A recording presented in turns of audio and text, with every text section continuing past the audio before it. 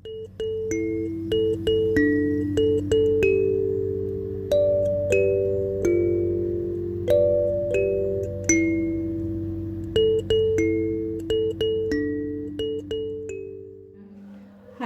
அஸ்ஸலாமு அலைக்கும். இன்றைக்கி நம்ம தால்ச்சா ரெசிபி பார்க்க போகிறோம். அதை எப்படி செய்யுதுன்னு சொல்கிறேன். அதுக்கு முன்னாடி ஒரு சின்ன விஷயம் சொல்லிக்கிறேன். யாருக்காக வாழ்கிறாயோ அவர்களுக்காக பலமுறை விட்டு கொடுக்கலாம். உனக்காக யார் வாழ்கிறார்களோ அவர்களை ஒரு முறை கூட நீங்கள் விட்டு கொடுக்காதீர்கள். ஓகேங்களா? ஓகே, இப்போ நான் இந்த கிளாஸால் ஒரு கிளாஸ் பருப்பு எடுத்திருக்கேன். துவரம் பருப்பு. நான் கடலைப்பருப்பு சேர்க்கலை. நான் என்னுடைய ஸ்டைலில் செஞ்சு காமிக்க போகிறேன் தால்ச்சா. அதனால் நான் இந்த ஒரு கிளாஸ் எடுத்திருக்கேன். ஒரு கிளாஸில் துவரம் பருப்பு எடுத்திருக்கேன், 200 கிராம். இதோட நம்ம இப்போது 3 கிளாஸ் தண்ணி ஊற்றிக்கலாம். இதோட இப்போது மட்டன் 1/4 கிலோ அதை எலும்பாக எடுத்திருக்கேன், அதை போட்டுக்கலாம். மஞ்சத்தூள் ஒரு 1/2 டீஸ்பூன் போட்டுக்கலாம். இப்போது இதில் 1 டீஸ்பூன் ஜீரகம் போட்டுக்கலாம்.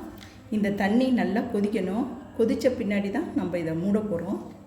இதில் 6 பச்சை மிளகாய் போட்டுக்கலாம். 2 டீஸ்பூன் எண்ணெய் ஊற்றிக்கலாம். முதல்ல நம்ம இதை வேக வச்சுக்க போகிறோம். இது ஒரு டிப்ஸு. நீங்கள் இந்த பருப்பு கொதித்த பின்னாடி தான் நீங்கள் மேலே மூடணும்.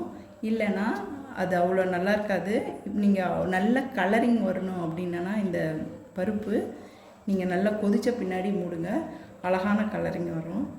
இப்போ நான் இது கொதிக்கட்டும், நான் அதுக்கு பின்னாடி நான் சொல்கிறேன். இதில் எண்ணெய் ஏன் 2 சொட்டு ஊற்றுறோன்னா மேலே பொங்கி வராது, குக்கர் வீணாகாது.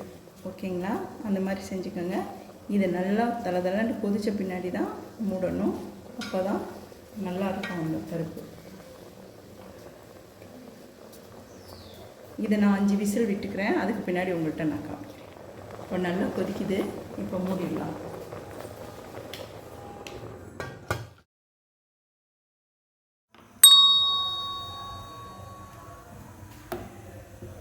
இது நான் 4 டேபிள் ஸ்பூன் எண்ணெய் ஊற்றிக்கிறேன்.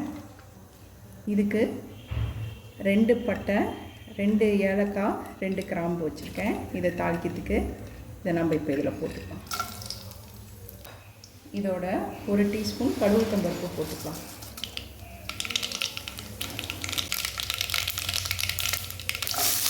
நான் இதை 2 வெங்காயம் வெட்டி வச்சுருக்கேன். அதோட சின்ன வெங்காயம் தான், 2 சின்ன வெங்காயமாக போட்டு வச்சுருக்கேன். ஒரு கொத்து கருவேப்பிலை போட்டுக்கலாம். நிறையா பேர் தால்ச்சாக்கு கடுகுத்தம்பருப்பு போட மாட்டாங்க. இப்படி போட்டு ஒரு தடவை செஞ்சு பாருங்கள், ரொம்ப நல்லாயிருக்கும். நம்மளோட வெங்காயம் நல்லா முருகல் ஆயிடுச்சு. இப்போ நம்ம இதில் 1 டீஸ்பூன் மிளகாத்தூள் போட்டுக்கலாம்.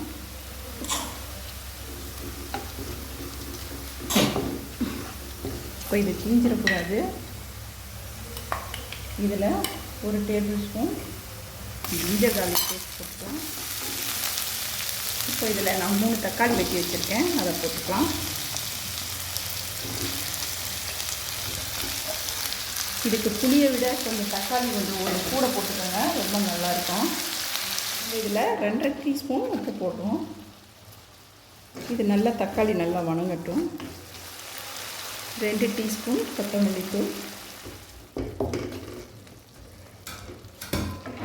இதில் 1 டேபிள் ஸ்பூன் தயிர் ஊற்றிக்கலாம். இது 1/2 கைப்பிடி புதினா, 1 கைப்பிடி கொத்தமல்லி போட்டுக்கலாம்.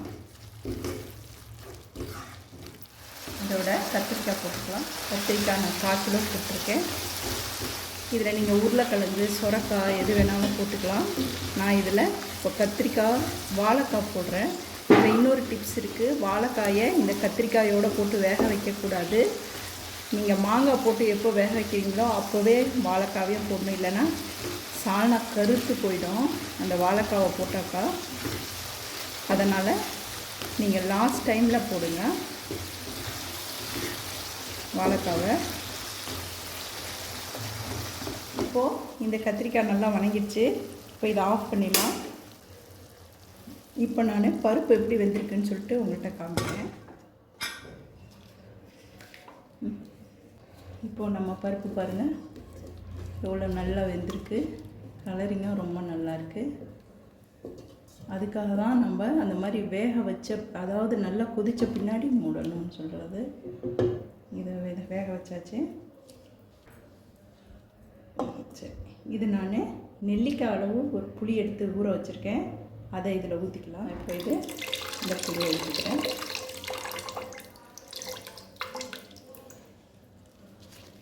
இப்போ இதை கலக்கிக்குவோம்.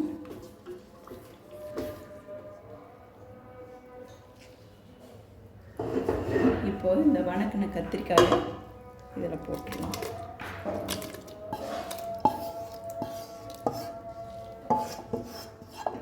இந்த வாணலியை நல்லா கழுவிட்டு தண்ணியை ஊற்றிக்கணும்.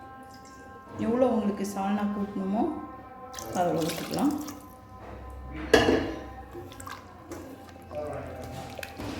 இப்போ இதை காய் வேகிற அளவுக்கு கொதிக்க வச்சுக்கலாம். இப்போது கத்திரிக்காய் வெந்துருச்சு. இதில் நான் 4 பீஸ் மாங்காய் போட்டுக்கிறேன். இப்போ அதோட ஒரு வாழைக்காவை போட்டுக்கிறேன். வாழைக்காய் போட்டு ரொம்ப நேரம் கொதிக்கக்கூடாது. தால்ச்சா இல்லைன்னா கருப்பாயிடும். தால்ச்சா ஒரு 2 நிமிஷம் கொதிச்சா போதும். நீங்கள் உப்பு புளிப்புலாம் கரெக்டாக இருக்கா அப்படின்னு பார்த்துக்கோங்க. இப்போ நான் இதுக்கு ஒரு தாளிப்பு கொடுக்க போகிறேன். அதை செஞ்சுட்டு நான் உங்களுக்கு காமிக்கிறேன். ஓகே, நம்ம தால்ச்சா ரெடி ஆகிடுச்சு. நான் இப்போ ஒரு தாளிப்பு மட்டும் கொடுத்துக்கிறேன். நாம் இந்த தால்ச்சாக்கு ஒரு தாளிப்பு கொடுத்துக்க போகிறோம். அதுக்கு நான் 1.5 டேபிள் ஸ்பூன் எண்ணெய் ஊற்றிருக்கேன். இப்போது எண்ணெய் சூடாயிடுச்சு. இப்போ நம்ம இதை ஆஃப் பண்ணிடலாம். நல்லா சூடாயிடுச்சு. இதில் 1 டீஸ்பூன் மிளகாத்தூள் போட்டுக்கலாம். இதை வறுத்து விட்டுட்டு தால்ச்சாவில் அப்படியே ஊற்றிக்கலாம். ஓகேங்களா? நான் இதை ஊற்றிட்டு காமிக்கிறேன். அவ்வளோதான், நம்ம தால்ச்சா ரெடி ஆகிடுச்சு. இதை ஊற்றிட்டா முடிஞ்சிருச்சு. இதை இந்த தால்ச்சாவில் ஊற்றிக்கலாம். ஒரு கொத்து கருவேப்பிலை போட்டு அப்படியே மூடி வச்சிடலாம். கொஞ்சம் நேரம் மூடி வச்சுட்டு நான் அப்புறம் உங்களுக்கு சர்வ் பண்ணி காமிக்கிறேன். உங்களோட சூப்பரான தால்ச்சா ரெடி ஆகிடுச்சு. இதை நீங்கள் நெய் சோத்துக்கு போட்டு சாப்பிட்டிங்கன்னா ரொம்ப ரொம்ப சூப்பராக இருக்கும். நீங்கள் சாதாரணமாக வடித்த சாதத்துக்கும் இந்த தால்ச்சா போட்டு சாப்பிட்லாம். ரொம்ப ரொம்ப நல்லாயிருக்கும். நம்ம சாதாரணமாக செய்கிற தால்ச்சா வடித்த சாதத்துக்கு நல்லா இருக்காது. இந்த தால்ச்சா ரொம்ப ரொம்ப நல்லாயிருக்கும். நீங்கள் இது ஒரு தடவை செஞ்சு பாருங்கள். என்னோடய சமையல் உங்களுக்கு பிடிச்சிருந்துச்சுன்னா லைக் பண்ணுங்கள், ஷேர் பண்ணுங்கள், சப்ஸ்கிரைப் பண்ணுங்கள். ஓகே, நான் அடுத்த வீடியோவில் உங்களை